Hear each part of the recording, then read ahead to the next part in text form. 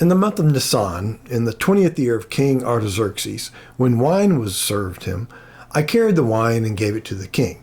Now I had never been sad in his presence before, so the king said to me, "Why is your face sad, since you are not sick? This can only be sadness of the heart." And then I was very much afraid. I said to the king, "May the king live forever. Why should my face not be sad, when the city, the place of my ancestors' graves, lies waste, and its gates have been destroyed by fire?" Then the king said to me, "What do you request?" So I prayed to the God of heaven. Then I said to the king, "If it pleases the king, and if your servant has found favor with you, I ask that you send me to Judah, to the city of my ancestors' graves, so that I may rebuild it." So I came to Jerusalem and was there for 3 days.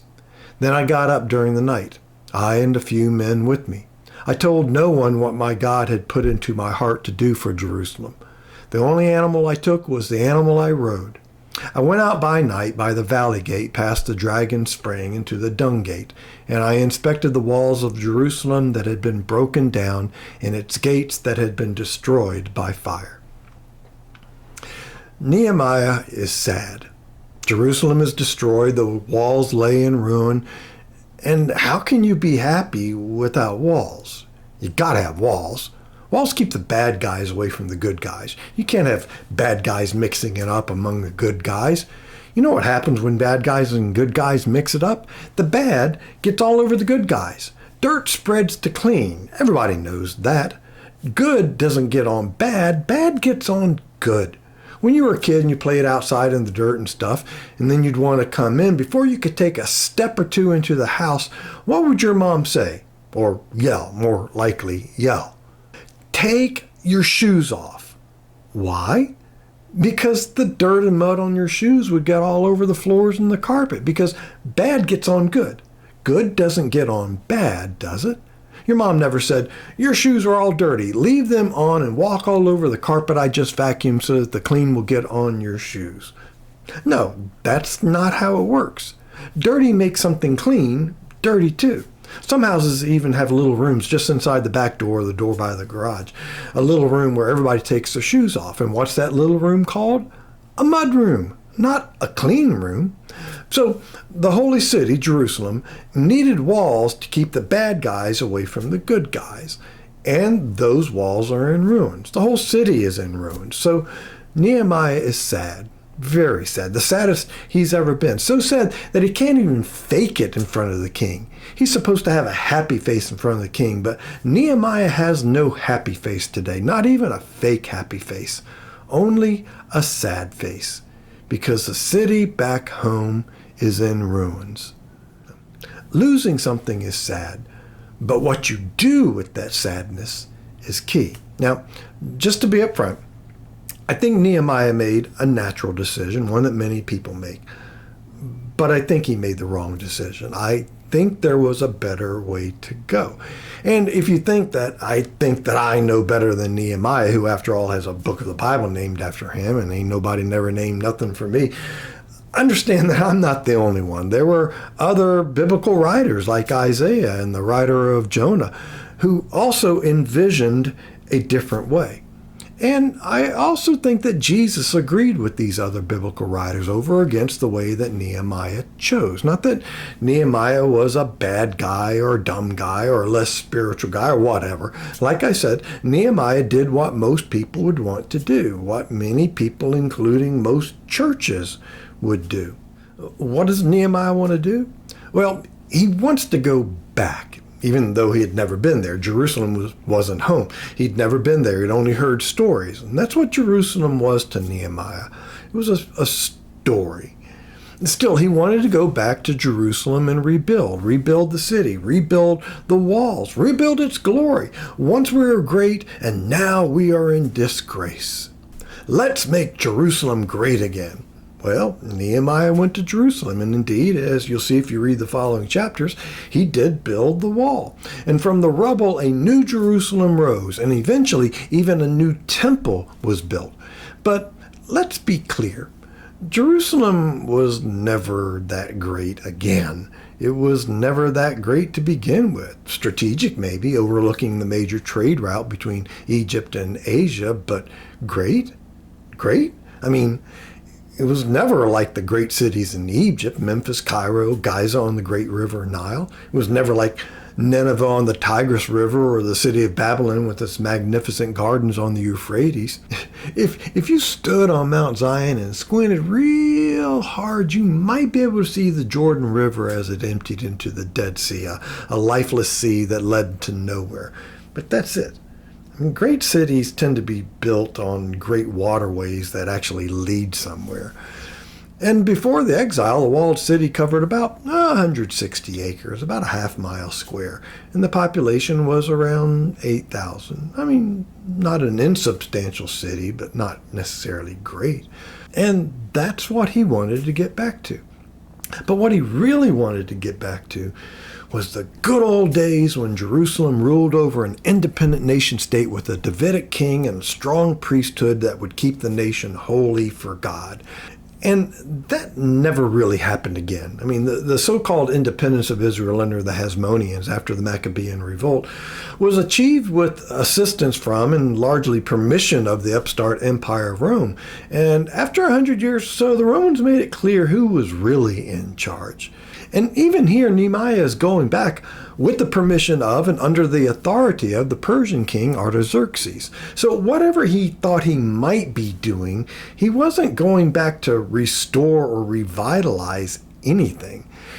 And you know what else he wasn't going to do? Anything new, anything fresh, anything that might meet the circumstances of a brand new reality. See, the problem with going back and trying to recapture past glory is that even if you were able to duplicate everything from your past, the context has changed. Everything that worked back then in that context isn't necessarily going to work in a completely new context. You're giving answers to questions that aren't being asked anymore, answers that are inadequate to meet the new questions that are being asked. Now, I'm going to get a little Bible nerdy for a couple of minutes, okay? Hope that's okay. I'm going to do it anyway, so just bear with me. The whole reason Israel and Judah were able to rise as small independent kingdoms is because of something scholars call the late Bronze Age collapse. What collapsed were the great empires that for hundreds of years controlled much of this entire area. The Hittite Empire in Asia Minor, the Mycenaean Empire in Greece, and the 19th Egyptian dynasty, which controlled Canaan and constantly had to ward off the Hittites who wanted control of that area. It seems that among the many reasons for this collapse, it was also an invasion of these areas by sea peoples, perhaps from Cyprus or Sicily, Sardinia, other Mediterranean islands. That seemed to be the tipping point that caused widespread societal collapse of these empires. The Philistines of David and Goliath fame, they were part of the sea people invasion, as were the Phoenicians. So the fall of these empires left a void that small independent warlords like David came in to fill. But the absence of major empires in that area was just an anomaly, a momentary lull in the norm. Within a few centuries, new empires arose to exert their influence over the land of Canaan. Egypt didn't go extinct like the Hittites, and they soon recovered their power. And then the Neo-Assyrian Empire arose, the one that attacked, destroyed, and deported the northern kingdom of Israel. And then came Babylon, and after Babylon, Persia, followed by Greece, and then Rome, which takes us well into and beyond the New Testament area. A small city in a weak kingdom like Judah needed a wall to protect it. But now, Jerusalem was under the protective umbrella of the mighty Persian Empire, which at that time was far greater in territory and military might than the Assyrian and Babylonian empires combined. So great was Persian might that even the Romans at their peak were afraid of them. As part of the Persian Empire, Jerusalem did need a wall. Everybody knew that you don't tug on Superman's cape, you don't spit into the wind, you don't pull the mask off the old Lone Ranger, and you don't mess around with the Persians. But Nehemiah wanted to build a wall around Jerusalem because that's what they had done in the good old days. All right, now that the nerdiness is over, I'm going to get into your faces a little bit. Before I'm done, you might be begging for more of the nerdy stuff. First of all, I don't care about your past as a church. I mean, I know it wasn't that long ago that you had 300, 350 people coming to worship in a beautiful modern sanctuary, and your children's and youth programs were booming so much that they required a staff person to oversee them. Your music program was so diverse and sophisticated that you were able to attract incredible musicians and all the technical talent that goes along with it. And the future looked very, very bright. And then the future refused to cooperate. A pandemic hit, one pastor left, another retired, and then people left, either to other churches or, more likely, they just stopped going to church altogether. It wasn't just your church. This happened to churches all across America. The pandemic accelerated a growing trend of people dropping out of church. I mean, many of them no longer went to the office to work. It's not that big of a stretch that they also didn't see the need to be physically in a building in order to worship God. Now, argue all you want about the validity of that position, but that's the new reality, and you have to deal with it. And the pandemic also burned out pastors at a higher rate than we've ever seen before. In many ways that haven't been fully understood or articulated, the church landscape changed, and folks, it's not going back. And neither can you. You can try, but you'll be like Nehemiah building a wall around a city that nobody was looking to stop by for a friendly visit, much less attack. I said that I don't care about your past, and you may think that's harsh, but ultimately I'm a nobody. I just preach here some. But the new people who may come to your church and be interested in being a part of Pathways, they don't care about your past either. They don't. It's completely irrelevant to them. You know, the least read page on a church's website is the one detailing the church's history. When I want to learn about a church, the only time I go to the history page is if the church is hiding their denominational affiliation, calling themselves Grace Community Church or something like that. So I go to their history page and then I read it and learn that in 2010, Grace Baptist Church changed their name to Grace Community Church because they read somewhere that people don't like denominations anymore. New people, potential new members, aren't interested in your past, and they aren't coming to you because of your past. You know why they're coming to you? Many are coming to you because they recently moved here from a foreign country like Nigeria or Korea or Texas, and outside of their family and the people they work with, they know hardly anyone. And the number one thing that they want to know is this a place where they will be accepted for who they are? Not for what they can be, not for who they might be, nor for what they can give financially, or whether they're willing to serve as a warm body on some committee or can help in the nursery occasionally. They want to know, will they be accepted and loved for who they are? And will their children be loved and accepted just as they are, ADHD and all? They're asking, is this a place where they can truly join together in true community and learn about Jesus and be taught and challenged to follow him without all the Christian nationalism and outright bigotry that seems to be in vogue in American evangelical Christianity today? And if you can love and accept them just as they are, if you can do that, then they will walk away feeling like this is a place that they can call home. And for many of them, it will be the last church they visit. For home is what they are missing, and home is what they are needing, and home is what they are desperately seeking. And they may not even know it, but when they find it, when they experience it, well, just try and keep them away. And the thing is, you may be better prepared to meet them at that place than you were back in the good old days, precisely because you are smaller. Larger churches leave lots of room for anonymity. It's much easier to slip in and slip out unnoticed, which, if you're an introvert, is kind of what you want. But it's not what you need. A smaller church can be much warmer and more intentional in making people feel like there are no insiders and outsiders, that everyone's an insider. But you have to be intentional about it. Now, this brings me to the second place where I think Nehemiah missed the boat. See, he and the priest Ezra were very intentional about making sure that there were insiders and outsiders clearly delineated, and that the insiders didn't mix with the outsiders, because the insiders, those of Israelite descent, the insiders were supposed to keep themselves clean and pure, which meant keeping away from the outsiders, the non-Israelites, or the so-called Israelites who are actually a mixture of Israelite and non-Israelite blood. Because these non-Israelites were considered to be an unclean people who did unclean things, and so everything they touched became unclean and impure. Remember, good and bad only travel in one direction. Good doesn't get on bad and make it good. Bad gets on good and makes it bad. So Nehemiah and Ezra made the people separate from non-Israelites, and from their non-Israelite wives, and from the children that they had with those wives.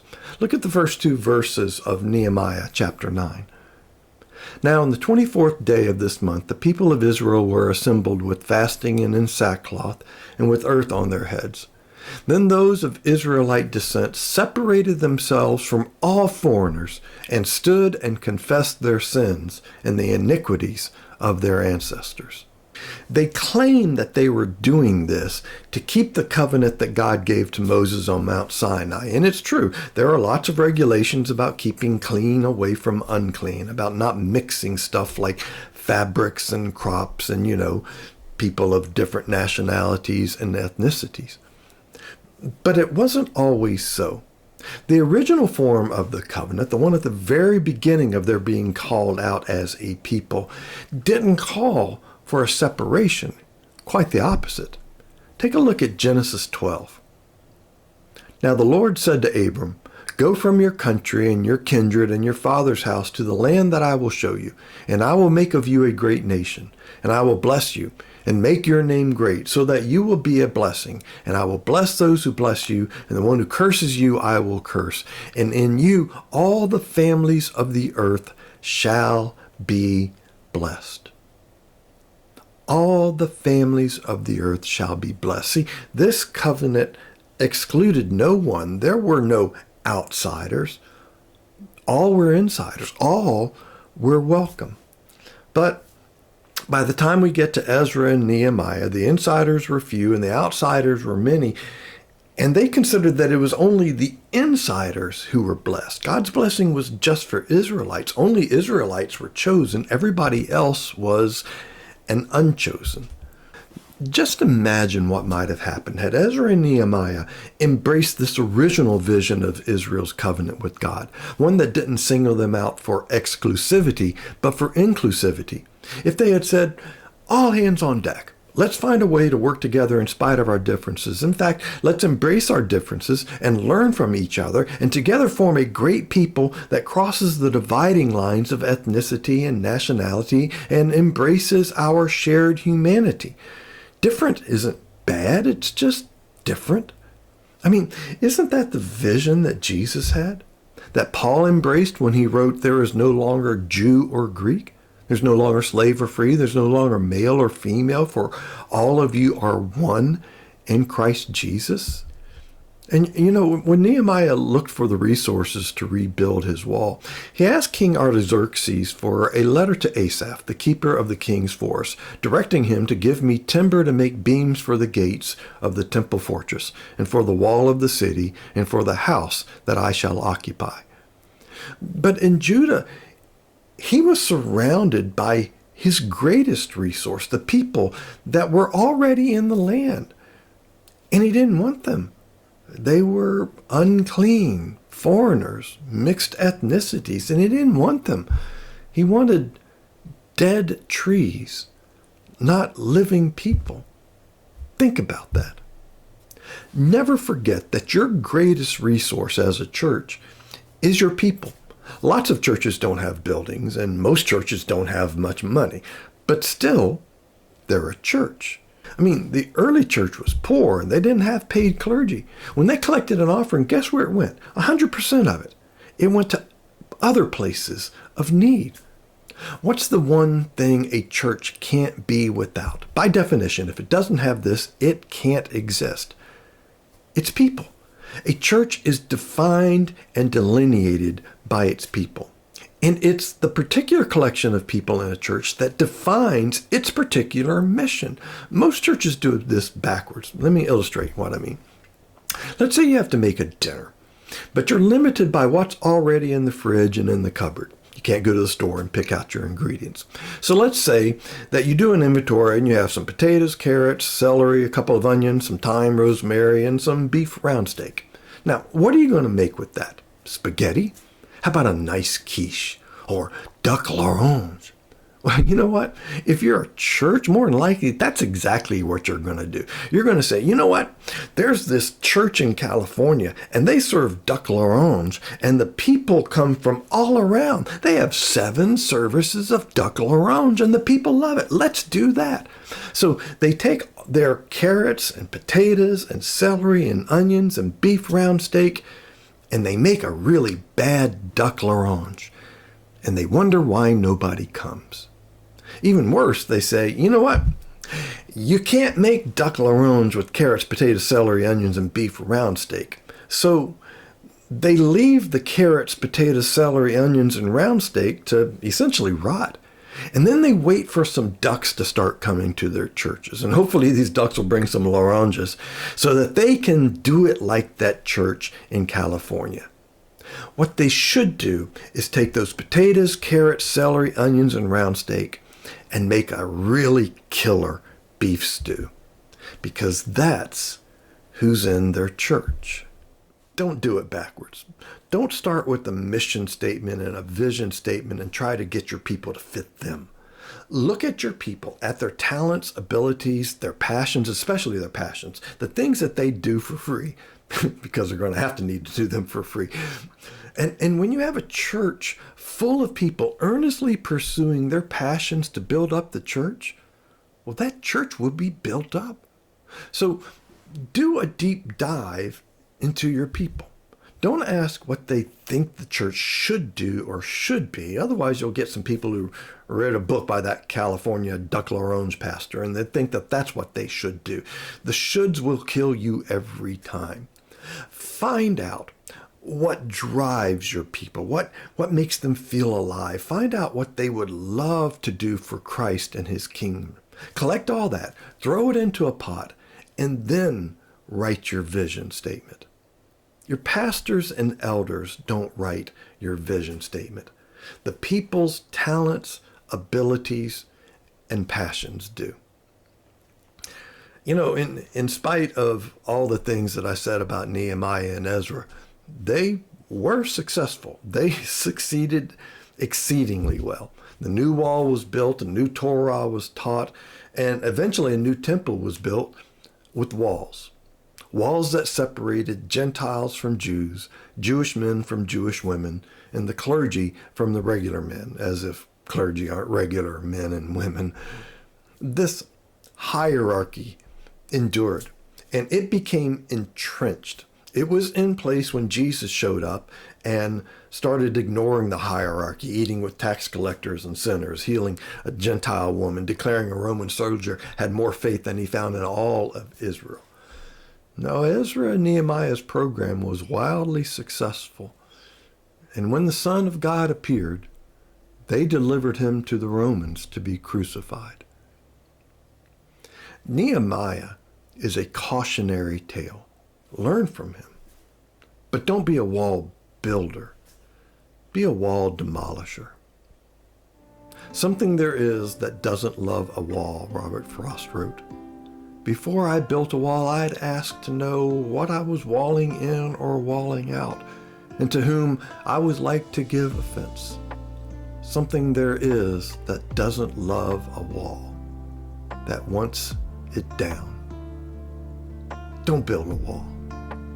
Build a home with open doors. Heavenly Father, your love is the greatest bridge of all, capable of spanning any divide. We ask for strength to be bearers of your love, extending it to those who need it most. May our actions be a testament to the power of love to heal and unite. Help us to break down the walls of apathy, indifference, prejudice, and bigotry, replacing them with acts of kindness and compassion. Let love be our guiding principle in all we do, and may it be the bridge that connects us to one another. Thank you for the boundless love you pour into our hearts. In Jesus' name, amen.